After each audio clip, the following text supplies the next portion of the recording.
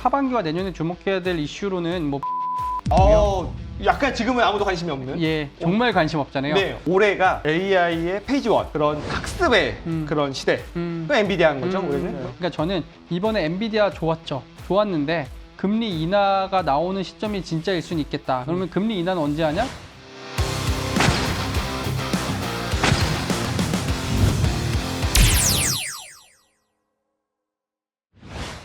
한번 조금 더 허심탄회한 얘기를 해보죠. 네. 그래서 좋게 보는 섹터 뭐 있습니까? 저는 매해 그 하나를 찍어놓고 보거든요. 네. 그러니까 작년 같은 경우는 유가만 봤습니다. 네. 그 전에는 코인 가격만 봤고, 그럼 올해는 제가 뭘 보고 있냐? 엔비디아 주가랑 그 채권 금리 보고 있습니다. 네. 채권 금리는 그러면 10년물 국채 봐야겠죠. 그렇죠. 그래서 네. 두 번째, 그럼 어떤 섹터를 보냐? 네. 결국에는 올해를 관통했던 건 AI인데 네. 이 AI가 뭐 장기적으로 봤을 때는 좋은데 내년에 트렌드가 될 수 있을 것이냐? 사실 GPT 이후에 좀 안 좋았던 기사들은 네. 유저 수가 조금씩 감소하고 있다. 그리고 또 다른 기업들이 계속해서 자기들의 제품을 내놓고는 있지만 막 우리가 센세이션을 일으킬 정도는 아니잖아요. 그렇죠. 그러니까 아직까지는. 그러니까 저는 낯선 데서 익숙함에서 돈이 된다라고 생각을 하는데 사실 어떤 섹터를 좀 찍어드리고 싶긴 한데 솔직히 말씀드리면 지금 보이는 게 없습니다. 지금 보이는 게 없습니다. 그러니까 진짜 보이는 게 없다라는 거는 더 정확한 표현은 저는 이슈가 발생하는 섹터를 기다리고 있습니다. 예. 되게 정답을 알려주신 것 같아요. 그러니까 지금 AI가 지금 지배하고 있고 저는 사실 그게 조금 더 이어질 거라고 보고 있거든요. 왜냐면은 그 이유는 안 보여서요. 말씀하셨던 게 다른 게 뭐가 있어 이거죠. 맞아요. 저는 AI가 조금 더 강력하다고 보는 이유가 뭐냐면 아무리 매크로 이슈가 아무리 금리가 높아도 그러니까 금리가 아무리 높아도 돈 있는 애들은 많죠. 어떤 매크로 이슈가 와도 AI 성장은 막을 수 없다라고 저는 개인적으로는 생각을 하고 있는데 AI 말고 딴 거 못 나올걸? 약간 이런 생각이 있는 거예요. 그러니까 왜냐면은 돈은 되는데 이렇게 쏠리게 돼 있는데 그쵸. 저희가 생각지 못한 게 나오면 얼른 발상을 바꿔야겠지만 이거를 좀 매트릭스로 보면 첫 번째 엔비디아 AI랑 엔비디아 얘기를 조금 더 드리면 네. 90년대랑 되게 지금 비슷한 상황인 것 같거든요.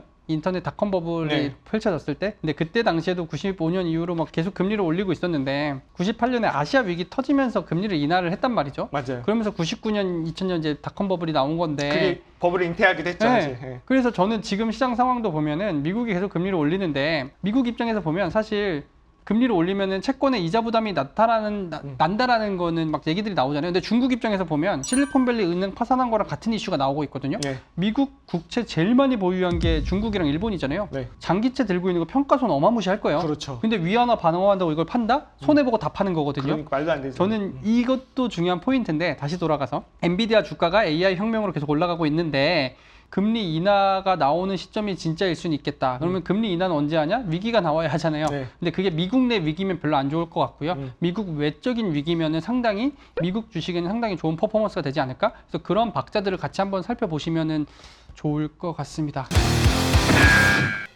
하반기와 내년에 주목해야 될 이슈로는 뭐 VR 기기가 있을 수 있고요. 약간 지금은 아무도 관심이 없는. 예, 정말 관심 없잖아요. 네. 저는 이런 걸 어떻게 연결을 짓냐면요. 미국 시장과 중국 시장이 힘든 이유 중에 하나는 상업용 부동산 문제가 있잖아요. 그렇죠. 코로나 이후에 그 재택근무를 하던 분들이 복귀를 안 하면서 네. IT 기업 비중이 높은 실리콘밸리나 뉴욕이 제일 공실률이 높은 현상이 발생을 했잖아요. 맞아요. 그래서 저는 상업용 부동산을 보면서도 그렇게 생각합니다. 그러니까 제가 트렌드와 시대 정신을 조금 녹여보면 재택근무라는 게 등장을 했고 앞으로 향후에 기업의 모델이 저런 형식을 취할 가능성이 상당히 높게 보거든요. 네. 그렇다 하면 상업용 부동산의 가격이 하락했다고 해서 매력도가 높아졌다라기보다는 네. 이 사이드 이펙트가 어디로 갔는지 많이 고민합니다. 그래서 저는 이 VR 기기가 네. 이 상업용 부동산 위기랑 연결을 해볼 수도 있는 상황일 것 같아서요. 야, 맞는 말씀인 것 같아요. 네. 일단 그 기저에는 미국인들의 그런 재택근무, 코로나가 끝나도 재택근무를 선호하는 그런 문화가 있는데 근데 그러다 보면 계속 집에 있어야 되고 또 애플이 비전 프로 내놓으면서 내건 그 개념이 공간 컴퓨팅이잖아요. 맞습니다.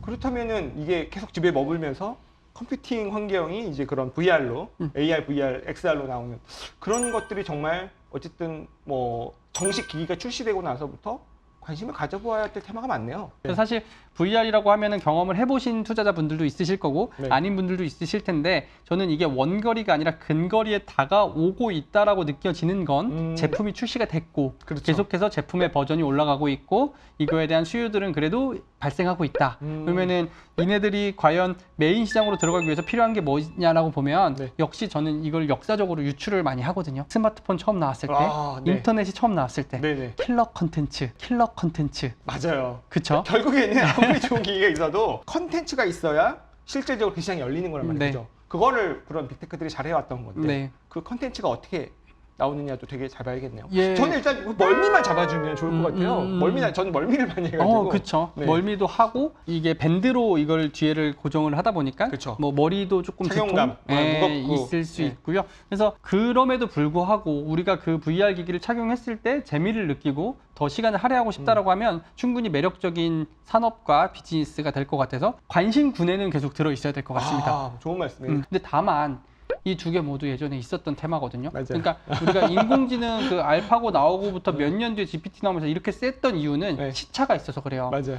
이거 알파고 나오고 1, 2년 뒤에 나왔으면 이 정도로 세게 오진 않았을 맞아요. 가능성이 있는데 그만큼 시간이 벌어져 있었어야 되는데 VR 기기나 메타버스가 아쉬운 건 시차가 아직 많이 안 벌어져 있거든요. 시간이 좀 더 필요할 수 있는 이슈긴 하다. 저는 EV도 사실 되게 좋게 봐요. AI, 메타, EV까지 이렇게 사실 되게 전망 있고 성장성 있는 산업이라고 보는데 저는 분명히 이거를 대체를 못한다라고 하면 AI가 지속된다라고 하면 지금 특정 기업 이외에 다른 애들이 좋을 것 같고 만약에 새로운 테마가 등장한다라고 하면 또 다른 우리가 정말 경험하지 못했던 와 그냥 나 웃돈 주고 더 살 거야라는 테마가 그렇죠. 약간 분명히 등장할 것 나올 같다. 수 있기 때문에 그건 우리 네. 항상 염두에 두고 있어야 되는데 저는 약간 이렇게 생각이 들어요. 올해가 AI의 페이지 원 그런 학습의 그런 시대. 그 엔비디아인 거죠. 올해는. 그러면 내년은 이미 학습이 어느 정도 됐어요. 추론의 시대. 그래서 약간 AI도 좀 구분을 해서 올해의 화두와 내년의 화두가 다르다. 그러면 추론의 시대라는 거는 지금은 일단 학습을 해야 되니까 GPU를 사는 그런 활동이 가장 주목을 받는 그쵸. 거고 말씀하셨듯이 언젠가는 다 사고 나면 어차피 추론의 그런 칩들은 지금 벤처 기업들도 많이 있고 여러 군데서 추론은 내가 뒤지지 않을 거야. 학습은 엔비디아가 다 먹은 거고 그런 식으로 갔을 때 엔비디아의 성장 동력은 당연히 좀 떨어질 수 있을 거고 약간 지금 고퍼에 사서 저퍼에 사는 게 엔비디아의 전통일 거로 봐요. 돈은 훨씬 많이 버는데 주가는 못 오르는 저퍼가 돼버린. 근데 그러면 내년에는 AI 추론의 시대고 그걸로 실질적으로 비즈니스를 하는 기업들이 주목을 받는다고 보면 그 디지털 세상에서는 마이크로소프트가 그 오피스 365 코파일럿으로 모든 그런 엔터프라이즈 대기업들은 이미 사용료를 다 80% 올려줄 거고 내 삶에 영향을 미치려면 물리적으로 가야 되거든요. 그쵸. 로봇이랑 만나서. 네. 근데 가장 먼저 올 거는 자율주행이 아닐까. 저는 또 그런 생각도 들어요. 근데 이제 약간 이제 AR, VR 말씀하셔서 네. 그거는 고민을 해봐야겠다고 저도 생각을 좀. 오늘 여러분들께 일단 미국 주식 시장에 대해서 어떤 부분이 또 좋은 점이 있는지, 미국 기업들은 또 어떤 매력이 있는지 이런 얘기를 나눠봤고요. 또 우리 또 이창구 팀장님과 또 저의 그런 약간의 투자 철학, 방법 그리고 또 어떻게 우리가 산업을 공부하고 기업을 좀 살펴보는지 이런 얘기를 좀 드렸던 것 같아요. 뭐 좋은 시간 되셨으면 좋겠고요. 네. 또 우리 스마트머니 오랜만에 불러주셨는데 또 좋은 그런 기획과 그런 컨텐츠로 저희 또 스마트머니 찾아오도록 하겠습니다. 네. 여기서 인사드릴까요? 네. 네, 여러분 감사합니다. 감사합니다.